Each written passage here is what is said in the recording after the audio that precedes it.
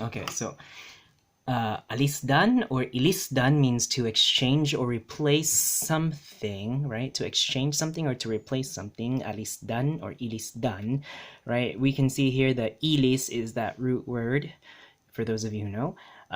Himuot, right? Himuot means to be pleased or to be appreciative of something, right? Himuot, to be pleased or to appreciate to be appreciative from something. Buot is the root word, again, for those of you who know. Sampung means to block or cover an opening or a passage, right? You're going to obstruct something by covering or blocking an opening. And it's the opening, right? An opening or a passage. You're not going to just like shove something inside, right? That's like, I guess, clogging it, but like it has to be from the outside that you're blocking or you're covering, right? Specifically. Gipahawa means to be evicted. Now, the word hawa has a lot of meanings to it, right? Hawa. But if we put the gipa or the gi before hawa, it changes the meaning to be evicted. So specifically, gipahawa means to be evicted out of a place or to be moved out of one place, right? Bikil, right? Bikil, right? And the derivative biklonon, right? Bikil means to move or nudge something out of place or position. So whether you were moving around and you accidentally moved something out of position because you didn't know, or you casually were just moving and then you hit something and on accident and it moved it out of position or out of the place, that's bikil, right? Harag means for to lean on a side, right? So maybe there was a picture that was hanging, right, or some sort of something, maybe a mirror that was hanging on a wall, and then I don't know, it's leaning on the side or on a side, or it's leaning. It's harag is the word to describe it.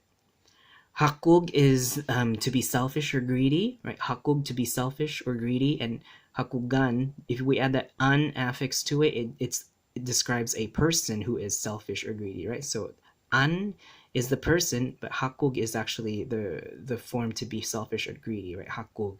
Hakugan is a person who is selfish or greedy. Sukli is the change from a purchase. Sorry. So when you're paying something at a store or paying the jeepney driver, and then you need your change from the jeepney driver or the store, sukli is the change that you will get. Sukli. Now, there's another meaning for sukli, right? Sukli means to do something in return or to pay back somebody, right?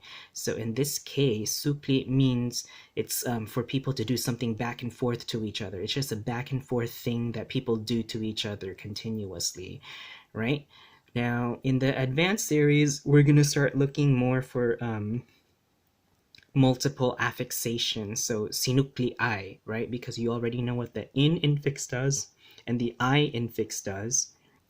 When you start putting things together, they will make much more sense, right? So sinukli I, right? Sinukli I is something when two people are doing something back and forth to each other, right? So it could be something good, something bad, and usually it's just not really good. It's something bad. So lalis is the word we kind of like to use for that. Sinukli I sila, naglalis sila, right? And lalis means to argue about a dispute or some sort of dispute, right? Or to argue about the rightness or the correctness of something, right? And that's just lalis. Like people are just arguing, lalisay. They're arguing back and forth to each other, right? Sumpong means to be in a bad mood or just an unpleasant mood, right? Sumpong. Bangon on, right? Bangon means like so bangon means to get up from a lying position, right? From a lying position, like you're lying down. Bangon means you're getting up from that lying position. Now, I put asterisk here for the lying down because bangon is specifically the verb that is specifically used to get up from lying down. Okay, that's the verb for specific use of getting up from lying down. You can use the verbs tindog and barog, right? but those verbs will have the meaning of you standing up from a lying down position.